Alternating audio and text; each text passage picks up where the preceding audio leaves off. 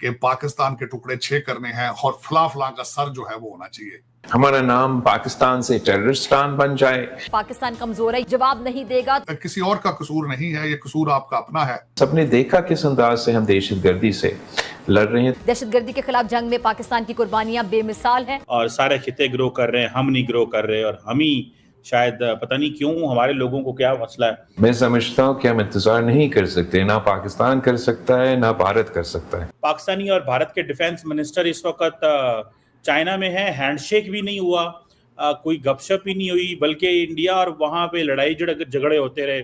और भारत कहता है जी कि वो बलूचिस्तान का जिक्र कर रहे थे, हमने पहलगाम का कर दिया, साइन नहीं हुए, इस तरह की चीजें।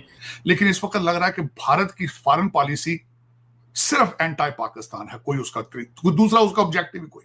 वो अमेरिका के साथ रिलेशनशिप को भूल चुके हैं कि एक तो पाकिस्तान का नाम हमारे बराबर क्यों लिया जाता है। अब इस वक्त जो इस वक्त इंटरनेशनल मीडिया या उस रीजनल मीडिया ये कह रहा है कि इजराइल टाइप का पाकिस्तान के साथ करेंगे, वो करेंगे।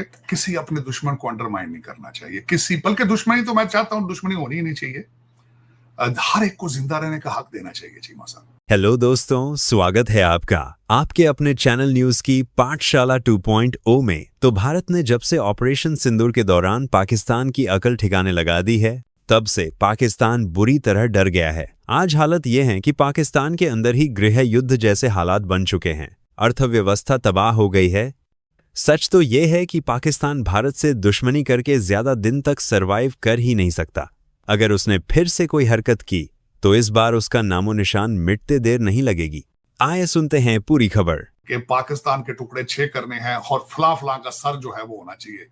फिर इन सर्कमस्टांसेस में आपने फरमाया है कि शेक हैंड नहीं करते, फिर शेक हैंड किस तरह करें? किसी और का कसूर नहीं है, ये कसूर आपका अपना है। कि बल्कि हमारे सेक्रेटरी डिफेंस हैं, उनको एक प्रेस कॉन्फ्रेंस करनी पड़ गई है पीट हेग्सवर्थ को कि नहीं जी हमारा ऑपरेशन कामयाब था, क्योंकि जो ईरान के खामनाई हैं उन्होंने वहां पे एक बड़ी धुआंधार तकरीर की है कि वी आर विक्टोरियस और लोग जश्न मना रहे हैं तेहरान में। उसको काउंटर करने के लिए उन्हें प्रेस कॉन्फ्रेंस करनी पड़ी कि नहीं हमारा operation was very successful. Different थ्योरियां हैं कि इनके जो बंकर बस्टर थे वो ज्यादा कामयाब नहीं थे, लेकिन इस सारी चीजों के पीछे अगर देखा जाए तो इसके पीछे सारा नैरेटिव और पब्लिक ओपिनियन है। चीमा साहब, ईरान की रजीम ने भी सर्वाइव करना है, पब्लिक ओपिनियन को साथ लेना है कि हम जीते हैं। दूसरी साइड पे इन्होंने यहाँ पे डेमोक्रेट्स को बंद कराना है कि हमारे बम सही जगह पे बजे ने। तीसरी चीज इसकी है कि बीबी नेतन्याहू का फ्यूचर भी है कि जेरूसलम पोस्ट लिख रहा है कि वो Iran still has ability to make atomic bomb, तो उसको भी काउंटर करना है। तो चीमा साहब, इस वक्त कई चीजें सामने हैं, डिफरेंट सिनेरियो हैं। लोग इस वक्त रशिया और यूक्रेन को भूल चुके हैं और यही बाजार गर्म है इस वक्त। ईरान और इजराइल का केस का क्या होगा? अभी तक अफसोस के साथ है कि आज खबर रॉयटर्स की पढ़ रहा था, इन सारी चीजों के जंगों के जो साइड इफेक्ट हैं, पाकिस्तान की एयर स्पेस अभी भी बंद है भारत के लिए। और जो नई रिपोर्ट आ रही है अकॉर्डिंग टू द रॉयटर्स कि भारत के अंदर लोग जहाजों पे चढ़ने से डर रहे हैं। 30 से 40% जो उनकी एक एसोसिएशन ऑफ टूर ऑपरेटर्स है, उन्होंने कहा है कि 30 से 40% लोगों ने सीटें अपनी कैंसिल करा दी। और दूसरा, क्योंकि एयर स्पेस बंद है, उन्हें ऊपर से चक्कर लगा के जाना पड़ता है, तेल फ्यूल उससे ज्यादा है लगता है, उससे टिकटें भी महंगी हैं, चीजें हैं। मेरे ख्याल में इन चीजों को अच्छा होता, मैं बड़ा एक्सपेक्ट कर रहा था, मैं बड़ा होपफुल था कि शंघाई के अंदर ये सब गए हैं, they should have started dialogue or come to some conclusion। लेकिन ये बहुत बड़ा अफसोस है कि दोनों पार्टियों ने बिल्कुल ऐसे किया, बिल्कुल बहुत गलत किया। इनको हार्मनी की तरफ जाना चाहिए था चीमा साहब, इनको सीखना चाहिए था कि हमारे दोनों कंट्रीज के अंदर गुर्बत इतनी है जिसकी हद कोई।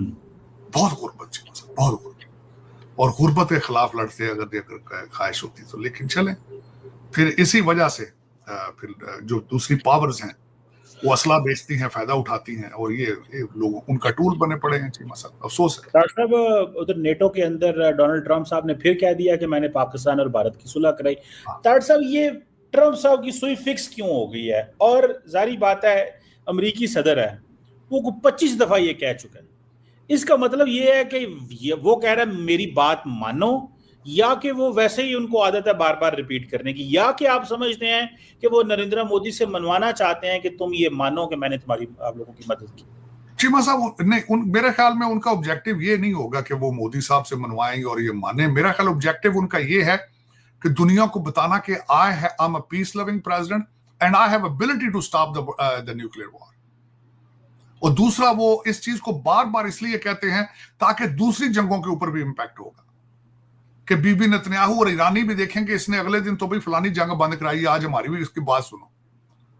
और दूसरा, ये मेरा जहां तक मेरा ख्याल है, इसके अलावा और कोई तीसरा ऑब्जेक्टिव नहीं हो सकता, क्योंकि वो बार बार इस चीज को मेंशन करते हैं। इसके साथ आज भी जो नेटो में उन्होंने स्पीच दी है, उन्होंने हमारे आर्मी चीफ के बारे में जो बात की है, साथ उन्होंने ये कहा कि I asked him to stop the war and he did and he said we are interested in trade.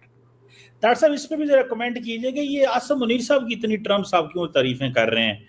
वो पहले भी तारीफ की, अब भी तारीफ की है। क्या ट्रम्प साहब को उन्होंने काफी इंस्पायर किया है, या कि आप समझते हैं कि एक नया पार्टनर के तौर पे समझ रहे हैं इस खित्ते के अंदर भी, कि पहले भारत था पार्टनर, लेकिन आप वो समझते हैं कि पाकिस्तान को भी उतना ही मेन स्ट्रीम किया जाए, हमने पाकिस्तान को पहले इग्नोर किया था? वैसे चीमा साहब बियॉन्ड द कहते हैं कि मैं फर्स्ट हैंड तो इसका नहीं हूं मैं, क्योंकि I was not there in the meeting, लेकिन मैं ये किसी की जो who was near the meeting और सारा कुछ जो उसकी बात कर रहा हूं, जो व्हाइट हाउस में था। दोनों की मीटिंग जो थी, it was an excellent meeting. They were both were inspired by each others personalities. मंजूरी नहीं है तार साहब इस खित्ते को, अमन मंजूरी नहीं है, और सारे खित्ते ग्रो कर रहे हैं, हम नहीं ग्रो कर रहे, और हम ही शायद पता नहीं क्यों, हमारे लोगों को क्या मसला है, पहले हम जो थे वो नफरत में इन्वेस्टमेंट करते थे। चीमा साहब इन्वेस्टमेंट तो खैर दो। चीमा साहब देखें इस खित्ते को, कोई ऐसी बददुआ है, ऐसी पता नहीं क्या बात। पहले फॉरेन इन्वेडर टर्किश आते थे, मुगल आ रहे हैं, पठानों के अंदर आपस में लड़ाइयां, हमारे अबाउजाद तो लड़ते ही नहीं थे, वो आपस में आके लड़ते रहते थे। यहां से 22 हजार खवातीन को ले जाके तो अफगानिस्तान में बेचते थे चीमा साहब, अंदाजा। फिर 1947 आया, फिर उसमें जुल्म क्या हुआ, और आज भी कोई फर्क है इसका? आज भी एक मिसाइल गलती से उड़ जाए कहीं से, फिर जंग शुरू हो जानी, और एक दूसरे के खून के प्यासे। पता नहीं इस खित्ते को बद्दुआ है किसी की, क्या है, कोई समझ, मेरी समझ से बात। I am not able to figure that out कि व्हाट इज रॉन्ग। जिसमें एक चीज जरूर है कि डीएनए हो सकता है, डीएनए पे आके मेरी सुई अड़ जाती, वरना तो लोगों बड़े बड़े पढ़े लिखे हैं भारत के अंदर, लोग हमारे बड़े बड़े पढ़े लिखे, ऑक्सफोर्ड की, हार्वर्ड की डिग्रियां जो है उन पे बिल्कुल खत्म हो जाती, लेकिन हार्मनी, पीस, बुद्धा ही को देख लें कितना इस मैं आजकल उसको पढ़ता हूं, इस खित्ते से था बुद्धा, अमन और पीस। बादशाहतें छोड़ दी उसने ह्यूमन सफरिंग के लिए चीमा साहब, लेकिन आज भी कहते हैं फलां का सर लेकर आओ, चीखें चीमा साहब, टीवी लगाएं जरा। ठीक है, मुझे आसम मुनीर का सर चाहिए है।